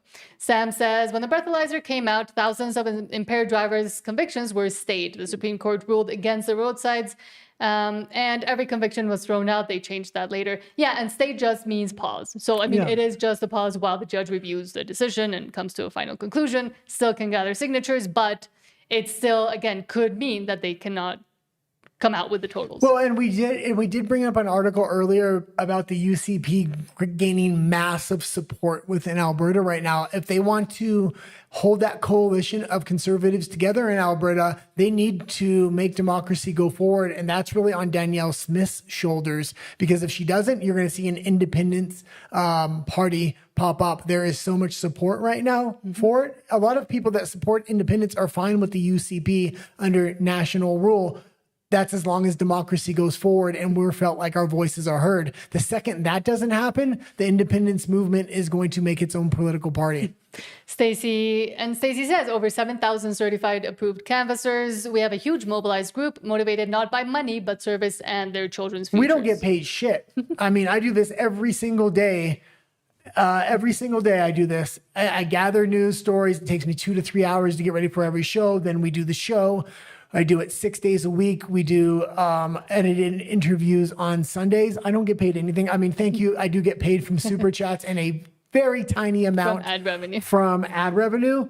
But this is a passion for me because I have been so disenfranchised by the Canadian government, and seeing like-minded people in Alberta unify and say, you're not going to do this to us too. We're going to take the country with us. Hold on. Sean says all the First Nations tribes just need to stop their law for land and money grabs and just stick with opening Indian casinos like their American brothers. Thank you, Sean. Sean is in Oregon, I believe. Hold on. Or get a job, as says Troglodyte. Silverfeet says, thank you for reporting it. I'd rather know it ASAP than not. Yeah, absolutely. And sorry, I didn't have that going in. The last hour before the show, I usually have all the articles already gathered, and I'm prepping lighting, cameras, things like this. I wasn't aware of it. So thank you to Jess for letting us know. And thank you to Nat for gathering the articles so quickly. Admin says, y'all emotional. Channel your inner Spock. And that's why, and I guess you are the one that gets emotional. I'm the one that tries to like verify before reaching a full-on conclusion and get everything, as much information as we can. But I mean, initially, it is a shock. Yeah. Even this is a shock. But again, it's not a shock because we know that the judges are appointed. We know that they lean and that they have ideological convictions anyways, that they should put but they've been allowed to rule like that for the longest time. Well, it's a shock to me because I spend so much time prepping for the show. One of the big things I've been prepping for over the last 4 days was always what's going on with the court case, So I consume a ton of information about that. And all the information said they have absolutely nothing. They're throwing spaghetti at the wall. They're hoping for an ideological judge. And then when I seen Jeff Rath present his case, it was absolutely spectacular. I said, there's no way, even if they are ideological, there is no way. And then for this to come out, and it's just, I've been following the court case so close, and I had come to the conclusion, there's no way. And yeah, when there's a will, there's a will. There's ideology, there's a will. And if this news didn't break when we're live on the air, I wouldn't be so angry and I wouldn't be overly emotional. Troglodyte says, try leaving an abusive spouse. It's the same. Yeah. Exactly. James says, brutal show of a communist regime. And as I said, I was just watching a communist show before the show. And you're like, what the hell are you watching? There's some communists in Quebec that have their own little podcast. They hate Carney, but I like to see, because it's from an opposite perspective of my perspective, but we've come to the same conclusions about Carney. It's kind of funny. Morse 007 says, government fearing the people is exactly how it should be. Go hard, guy. They don't fear us yet. That's the thing. And again, chill, everybody. Not yet. We're going to get to a few stories here. And I had clipped a bunch of things from what's going on in Ireland. They have a truckers protest exactly like what was happening in Canada right now. And the truckers are starting to wake up to this. The whole country is starting to mobilize, and they're waking up to this isn't just about fuel prices. They're starting to say this is about everything else the government had done to them. And they're at their breaking point right now. And the truckers, the farmers, and the working class may have to mount up if this judge has the wrong decision. Republic of Alberta says there are 48 nations in Alberta. Sturgeon Lake is only one band, and it can't deprive the rest of the province of the democratic process. It would be the equivalent to stopping a provincial election. Well, it's not just one band. It's one band and one judge. That's all fucking... sorry. That's all... Yeah. Effing. Let's go into... Sorry, I know you're going to want to reply to this one. The Truth 999 says, you're both... badly spelled. You're both living in Mexico, yet you advocate as Albertans. You're not. You're Mexican now. You're both not Albertans anymore, and that's facts. You know, I don't have to be number one. I'm Mexican. I've always been Mexican. First of all, I don't need an Albertan. I'm a Canadian citizen. I was born in Canada. I lived half the time in the United States. I know what democracy is. I know what freedom is, and the people of Alberta represent that to everybody in Canada, especially when the federal government is freaking overreaching and buying floor crossers and backroom deals, trying to make a majority government and taking the sovereignty from Albertans, from Saskatchewans, and from everybody in Canada. I don't need to be an Albertan to stand up and yell freedom at the top of my freaking lungs like I was William Wallace. But also, again, yes, I moved to Canada. I lived there for 13 years. I saw the destruction in real time of Canada year after year, everything getting worse, especially living within Vancouver.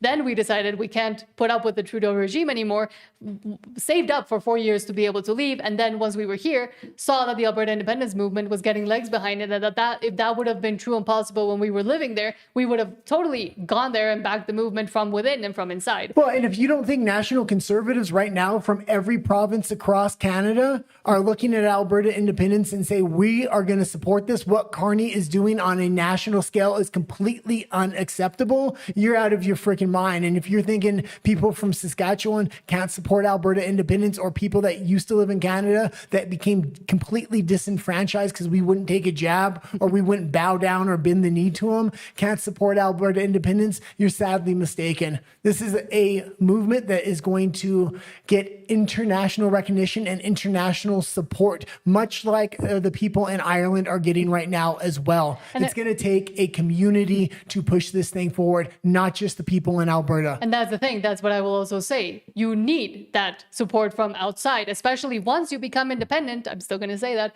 Once you become independent, you're going to need that international support. But also, it is very interesting to everybody worldwide that hears about it, because it shifts the paradigm between what the citizenry versus what the government and the relationship that they have. It completely reverses it and makes the citizens, as they should be, more important than the government. Yeah, I mean, what we're looking at now is a smaller version of globalist control here. And Mark Carney is representing globalist control, and Alberta is representing the people of the world here.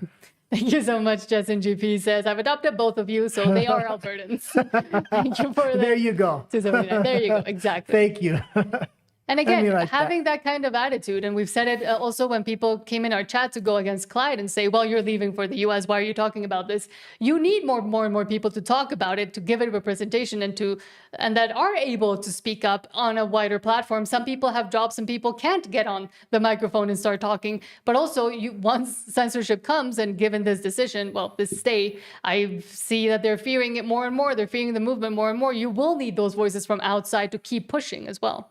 Yeah, I'm not shy to speak up for Alberta independence. I don't give a shit. I mean, I really do like what Clyde's doing, and he brings Marty up north, but he is a little shy when people say you're not from Alberta, you can't speak about this. I'm not. I don't give a shit. I'll talk about it every day until we push this movement forward. You want to put a stay? I'm going to go twice as hard. And especially, we don't, again, as you said, we don't make any money other than the lovely people that send super chats and from the ad revenue, but we don't even want to have merch or memberships or anything like that, because that's not why we're talking about this. We made a huge life decision to move out of the country under the repressive government of Justin Trudeau, and now we see an opportunity to actually help others do the same, but within making an actual new country. Like, how often? Not very often you get to build a new nation, and this is the opportunity. Yeah. Sean says, guys in Mexican, he is Californian like me. Thank you so much, Sean, for the $1.99. He was actually born in Canada. Yeah, I was born in Canada, but I lived half and half because my mother died in California. And then later on, I've lived in probably 30 different states overall. And I'm Mexican. And then I came back to Canada when I was, 26, 27, to meet my father, who I thought had died, who I found out was still alive. And then that's where I met you. And then Trudeau kicked me out of the country because I wouldn't take a jab. Essentially. Now I'm Mexican, moved to go to college in Vancouver, and then stayed there, realized it was insane. Everything was going crazy. It wasn't the country I was promised in the brochures, and that they kept trying to tell me it was. So then we decided to leave.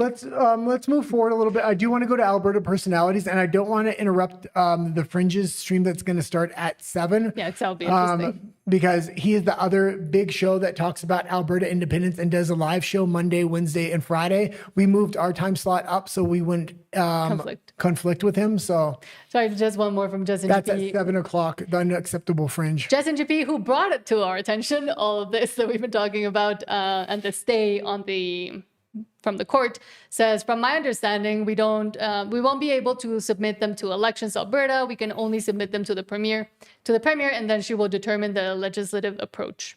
Well, we're going to see what happens. That's why I want to keep looking into it before we keep talking about that. But thank you so much for all your comments, all your messages, and everything else. Well, I'll keep reading them as we go through the last few sections that we Yeah, have. the show was a little bit muddled today because of the breaking news, but let's go into Alberta personalities right now. But they need to understand that Albertans are done. We're leaving, and there's no more conversation to be had. I know that's upsetting to people. Oh, wait, now I'm completely off my timeline here because we skipped through a bunch of. Okay, here we go. And this was yesterday. Actually, we spoke about it yesterday as well.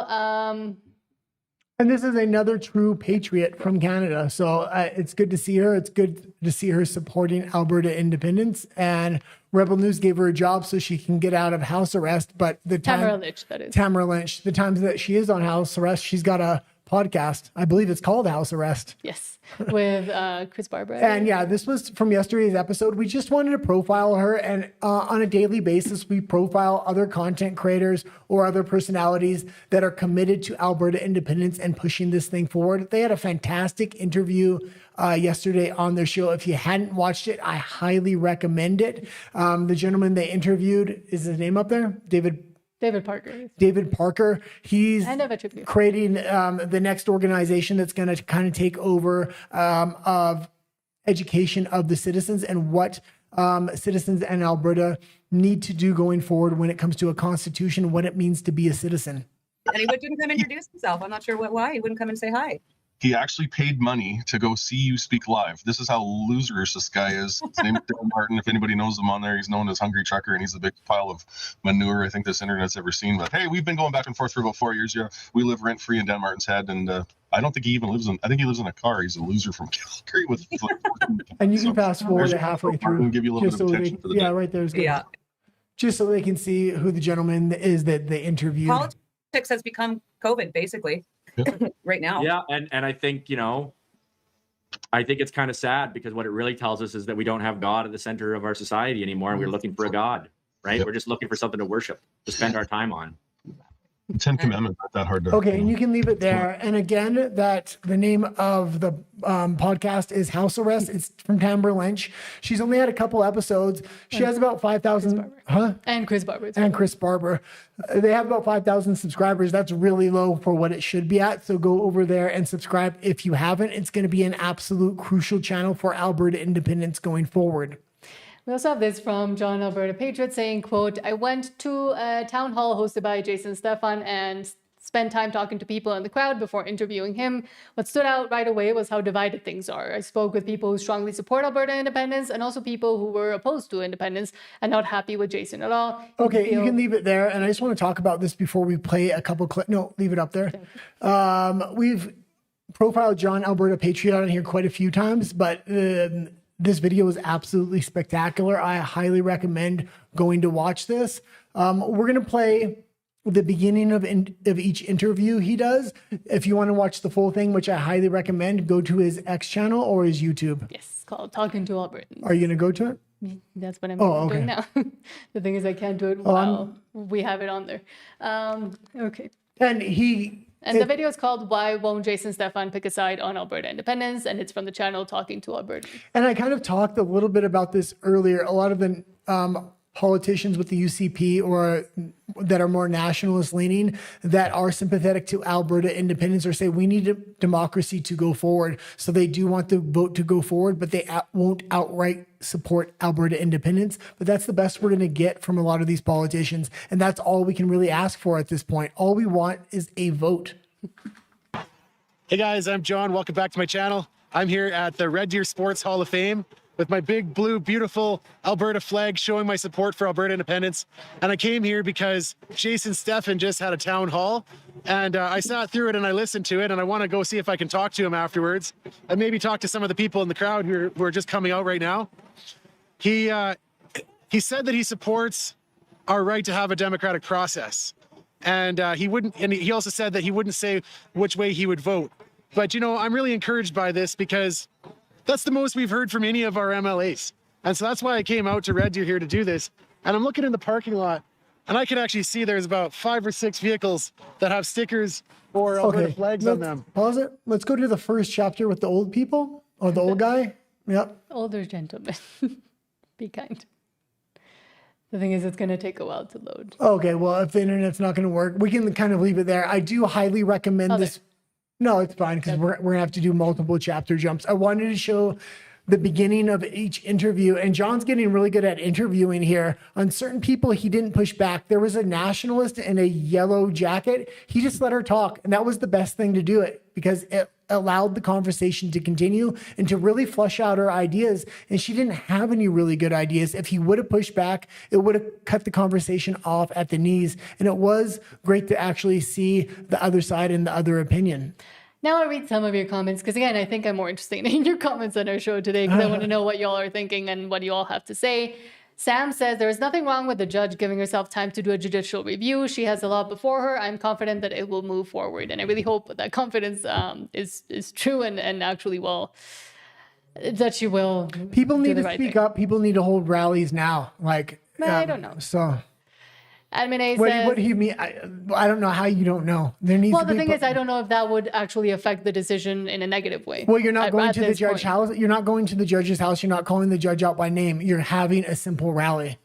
And how that wouldn't be the move right now, I don't know. Okay.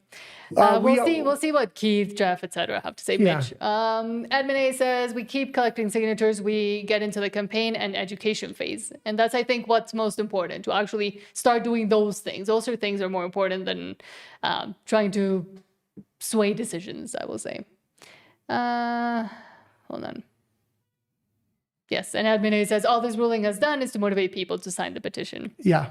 And to actually get more signatures. The more signatures we have, the more leverage we have. Exactly. And hold on. Someone said potatoes. Republic of Alberta says the judge is waiting for the accounting. More than $1 million and an injunction will not be granted. Okay. Thank you, Republic of Alberta. Hold on. Okay, we can go to Alberta and the World. There were some stories I did want to cover there. Oh, hold on. Olivia Robinson says, yes, it's Alberta judge appointed by the Liberal, Lady Judge Leonard, but we did not yet hear from Mitch and Keith Wilson and Jeff Rath. Yeah, I'm a canvasser. We have a pop-up at 123rd Street, 137th Avenue. Okay, thank you so much for being a canvasser. And that's also why I was kind of waiting to see if they had said anything or mentioned anything. But when they do tomorrow, we have another show, so we'll probably talk all about that tomorrow as well. Sam says, I'm proud every time anyone outside of Canada stands up for Alberta. Keep up the amazing work, Nat and Guy. Thank you so much. We will. I'm not stopping. No. The more the federal government does, the more nationalists that say I'm not an Albertan, so I shouldn't say a freaking word. Whatever. Well, if I see the U.S. government overreach and try to force a jibby jab or take away freedoms, I speak up for people in the U.S. as well. We're going to cover the Irish protest here in a minute. I'm speaking up for them. Ireland needs Albertan support right now. They need the world support right now. There's a lot of censorship going on over there, and they need to get that message out so they can stand strong. They currently have a truckers protest going on over there. Sam says, Nat and Guy are more Albertan than most Canadians, the way I see it. Thank you. Well, you are Canadian, technically. Stacey says, the emotional case for Alberta remaining in Canada just collapsed. Ottawa can spare us the lectures about unity, rules, and traditions. Yep. Exactly. Hold on. Stacey also says, if elected officials only look out for themselves in Ottawa, then Albertans have every right to do the same. Ottawa and the political establishment have forfeited moral authority regarding Alberta independence. Yeah, absolutely. Exactly. And you know what? I would actually be fine staying out of Alberta politics. I'm a Canadian citizen. I'd be fine staying out of it if Mark Carney would frickin' stay out of it, but he's not going to stay out of it, so neither am I. Exactly. And Jess says, again, I feel so bad for messing up your show. No, you didn't. You actually No, sorry, but I lost my shit a little bit on the show, and I might have said some things. We'll see you back. We'll see when I look back, but... But you heard it here on Nat and the Guy first, everyone. Exactly. Thank you so much. Hold on. Because, I mean, again, the point of the live show is also to see what people are saying. Carney doesn't think he... Okay, we'll go back to the comments. Let's go to Alberta and the World, because I do want to cover what's going on with the protest in Ireland, just so people know for the updates, because this is something that's currently coming to a head, and something very similar may happen in Alberta at some point. Do you want me to just go to that then? Yeah, and then we'll go back to the comments, and we'll finish the show off with the comments before the unacceptable Unacceptable Fringe starts his show. Okay, so let's go to Alberta and the World. And yeah, I don't think we'll have time for anything else. Yeah.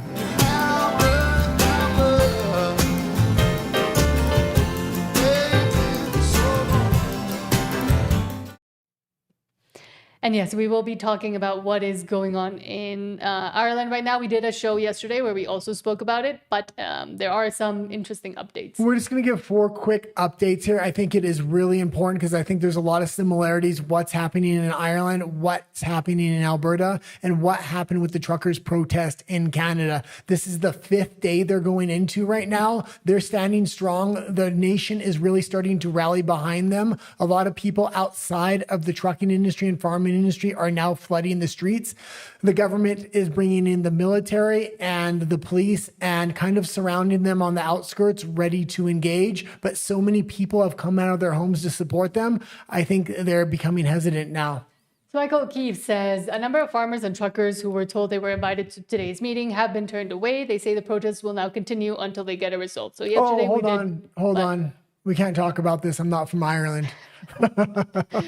Yesterday, we did mention that towards the end of the day, the government had agreed to meet with the main protesters, but now it seems they didn't, but then it seems they did. So you know a bit more about it. Yeah, so I'll talk a little bit about this. Last night, there was a phone call. The gentleman that was there live for the phone call said we're supposed to meet in the morning. We're going to take off some of the blockades. They let some of the oil come through as well. As a show of good faith, they showed up in the morning. The doors were locked. They were told they were not going to be met with. And that came out first thing in the morning. That's why I grabbed this. We can go to the next article because there was a development later on. So Michael Keefe says protest organizer Chris Duffy says nothing has changed after meeting with the government. Okay, so what happened? What happened later on? There was a lot of pressure put on the government. They said, "Okay, we are going to meet with you now," but they invited the union leaders in from the truckers, the farmers, and some other organizations.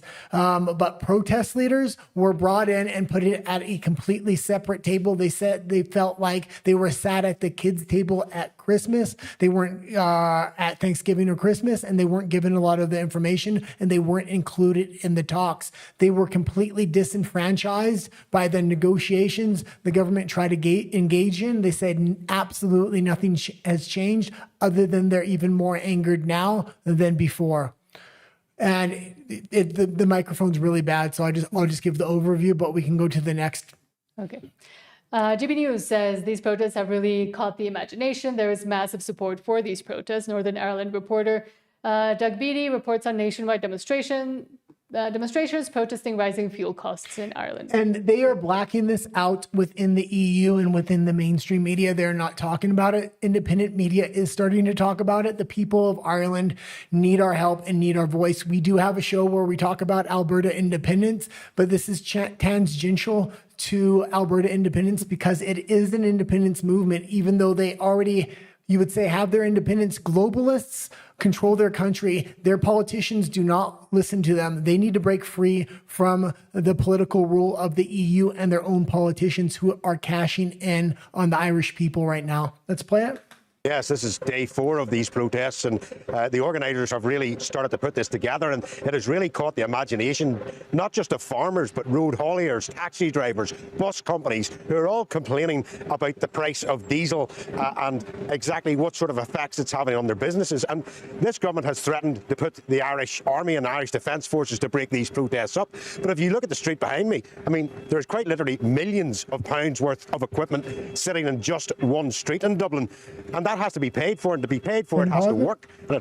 And they left one lane open for emergency vehicles, as well as the tow truck drivers are refusing to take the trucks. This is very reminiscent to what happened with the truckers' protest in Canada. However, some truck drivers did take them back in Canada. And they are giving out free food. They're giving out free drinks, things like this. So it's good to see it has that same vibe of hope. Has to turn a profit, and men like Simon Dunn, an agricultural contractor, he is out on this protest. Simon, I mean, how important is diesel prices to you? Diesel prices is critical. Diesel has doubled in price since the conflict has started, and we're just looking for the government to come along and help us to survive by lowering the carbon tax. And this is the wrong take to have. I had the completely opposite take. I understand he's a farmer and he's just asking, give us our pittance, give us, just lower the gas prices. No, this thing has been stacking up in Ireland for the past decade. They've been taking advantage of the people and ruling over them rather than listening to them. The next take of the next farmer we're going to have, I think he has the right take, and I think that's where this movement is actually going. And duties on fuel to bring it to an affordable level that we can actually work. The machines here, as dear as they are and expensive it is to maintain, they're not going to make money working at the current price of the diesel. So we're losing money here, but we're losing money if we work them at the current prices at the same time. And what do you think of the comments of sending the Defence Forces in? I think it was a bit immature of the government, because this is a peaceful protest. You know, there's no one here trying to cause trouble. We're business people at the end of the day, and we're just looking for let's a bit go of... to the last comment I had on it. Oh, this one? Yeah, and this is the take, and I think this is the sentiment. People are starting to wake up. The diesel prices were the straw that broke the camel's back, but they had to let it go for so long, and they never complained. They just took it and took it and took it. But people are starting to look at the last 10 years and say, this is about more than diesel prices.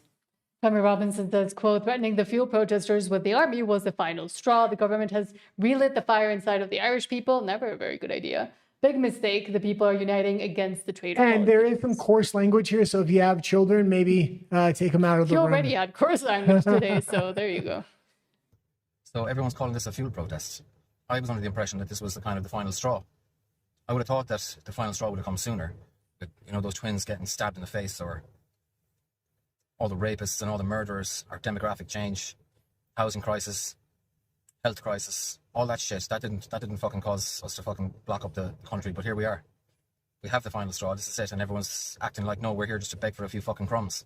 Beg daddy government, please daddy government. Just ease up a little bit on those taxes and we'll shut up and we'll go home. What the fuck are we talking about, lads? We want every elected official in the country in prison. That's what we want. This is a fucking rogue government. They have been acting against the best interests of us for, well, probably fucking forever. But let's just take the last 6 years. They fucking destroyed this country. They're evil fucking cunts. And we're going to beg them for a few crumbs. What the fuck are we talking about? This isn't a fucking fuel protest. This is an anti-government protest. And we shouldn't be fucking saying, oh, just drop the taxes there on the fuel just a little bit for the farmers and for the hauliers and we'll all go home. It's fucking time. We need the government out. That's what we fucking need. Yeah, and a lot of people don't follow the Irish government. I happen to follow them very closely. And the plight of the Irish people right now, I am completely with them, and they need to wake up. This is not just about fuel. This is about everything that has happened over the last decade. Their government has treated them worse than the Canadian government has treated the Canadian people, and that's a hard thing to do. Okay, now we'll go to your... That was the updates on what's going on in Ireland, and it's really coming to a head. And people in Alberta really need to pay attention to what they're doing and their success and the tactics the government's going to take against them, so they know if there is another protest like that in Alberta or in Canada, what you can expect from the federal government. They said they were going to negotiate, then they locked them out. Then they said, okay, you can come in, but you sit at the kids' table, you can't talk. Exactly. Steve Safaro says, bottom line, world is watching. Please make this happen. And Albertans, please accept any help offered. That's kind of what I said earlier, too. And Steve Safaro is from the States. A lot of our audience is from the States as well, because we used to talk U.S. geopolitics. Because when I left Canada, geopolitics in general. When I left Canada, I was completely black-pilled on Canadian politics. I would bring it up here or there, but I was so disgusted. I mean, it really took a lot for me to leave that country. Eventually, I started talking about it a little bit more. But when Alberta independence really started to snowball and take effect, it gave me real hope. And I was no longer black-pilled. It was time that I was freedom-pilled. And that's why we started talking a lot about Alberta independence. And also, again, people all throughout almost the world see the same things happening because it has been a coordinated attack for the past, I would say, 50 years, but even more noticeable after the Jibby Jab era. And now even further, once they see that they're losing to that someone is trying to collapse that system, that person being Trump, sometimes doing well, sometimes not doing so well. But they're like rats fleeing a sinking ship, but trying to take the rafters with them. Yeah. Because Sean says, I assume, given what I've seen, Ottawa has supported the clear push to divide the First Nations from the provincial citizens. That's what I see as an outsider, because I see the same happening in Oregon. Well, yeah, I think that was the tactic, but it doesn't work so well in Alberta. a lot of people that watch our show are actually First Nations, and they said they've talked to their friends. And one guy in particular said, yeah, 18 of 20 of my friends are voting for Alberta independence, and we all live on the reservation. It's the elites of the tribe that are getting the payoffs from the federal government. So it looks like the entire tribe is aligned. It's not. The majority of the individual members of the tribe do not agree with the elites. They're actually siding with independence in many cases. And hold on. Stacy says, if Daniel Smith sees the numbers support a certain win, does anyone think that she might be looking at leading this movement? I don't think she'll lead the movement, but if she'll be very important. She'll be the most prominent figure within Canadian politics without having to lead the movement. All she has to do is stand up and say democracy will go forward in Alberta. I don't side with independence. I'm a nationalist, like she said in the past, but democracy is a thing that exists in Alberta, even if it doesn't exist in the rest of Canada. And that would be a very important statement because everybody right now sees it doesn't exist in the rest of Canada by Mark Carney's actions and buying floor crossers. She's in a very special position. She doesn't even have to support Alberta independence in order to become probably the most prominent figure within Canadian politics outside of Carney. Just by saying democracy goes forward, there will be a vote. So they're fighting still on the chat. Admin says it's a media outlet. Well, we're regular citizens, just giving our opinions and saying what the news has been for the day. But asks that they maintain their Alberta residency. Again, we were never in Alberta, at least not for a long time. But I was born in BC and I lived in BC for a lot of my life. So when I left Canada, I left from BC. But there's a lot of people within BC that don't agree with what's going on in BC. But cities like Victoria and Vancouver have such a oversized vote that BC has become completely ideological. The interior and the north of BC are much more in line with Alberta than their own government. And that's the thing. Their citizens really, I mean, even if there's talks about a BC independence movement, I don't honestly think that one could really happen unless more and more people got behind it or got frustrated. But there's too much immigration, too many people that don't understand and they're disconnected from politics.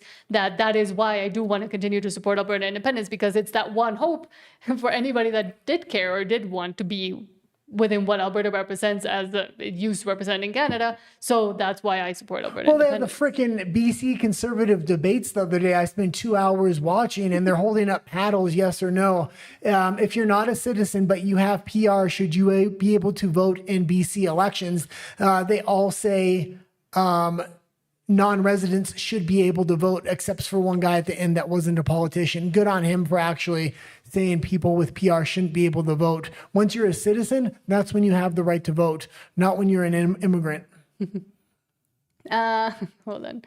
Troglodyte says, I support Alberta and what it stands for, because he was getting a bit of heat because he's not in Alberta. But whatever, man. Exactly. Like, you shouldn't care about that. If you support what even the principle and the paradigm shift that this represents, you can support whatever you want. Rafa says, here's my good night comment. Thank you, Rafa. Good night. And Sam says, good for you, Trog. Don't care where anyone comes from. If you support Alberta independence, your support is appreciated. Of course, you don't get a vote. Doesn't mean we don't need you.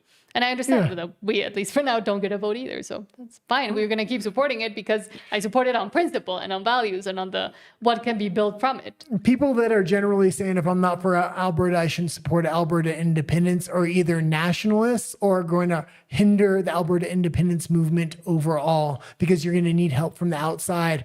It's the same thing that's happening in Ireland right now. If they say only Irish people should support Ireland, that's absolutely ridiculous. They need the voice of the world because their government has put mass censorship on that country. And for their voice to even get out, they're going to need people like us and people from all around the world to speak up on their behalf. And also to get the voice out about what's actually happening. Otherwise, the movement stays insulated. Same with Alberta. Again, here in Mexico, not many people know what's going on in Alberta, but once they listen to it and hear about it, number one, they can't believe what's happening in Canada. But number two, they support it generally, at least the ones that watch my channel, because again, it exemplifies people standing up for themselves. We also have a Spanish language channel where you speak Spanish. Yes. and we bring awareness to Alberta independence to Mexicans in Mexico. And elsewhere, I mean, El Salvador, I have viewers from all over the place. So our Spanish channel is actually a lot larger than our English one, funnily enough. We have like 11,000 subscribers. Yeah. Because that one we built first, that used to be our English channel. And then we moved to Mexico, started speaking Spanish, got subscribers in Spanish. So we decided to open a whole new English one to focus on things like this. Yeah. Specifically. Sam says the UK lost their minds before Canada. Imagine being Irish. Eek. Yeah. But that's the thing. It's the Commonwealth countries seem to be some of the craziest ones. Australia, New Zealand, Canada. It's a sad state of affairs what's been going on in Ireland. I know the people are trying to raise their voice, and there's no way to raise their voice. They've been censored out of existence. Mm-hmm. Sean says the tow trucks took the big rigs under duress, as I recall. Some of them did. I think some of them were pretty glad to do it, unfortunately. From what I remember, it was a while ago. Hold on. Republic of Alberta says it's not just fuel prices. LNG fertilizer is 50 to 70% of planting costs, and there's an international shortage of it. LNG fertilizer facilities in Qatar and Saudi Arabia have been destroyed. Well, and a lot of people may not know within the EU actually controls the taxes that go on to gas. 60% of the cost of fuel within Ireland specifically is regulated by the EU, and the Irish government can't take it down even if they wanted to.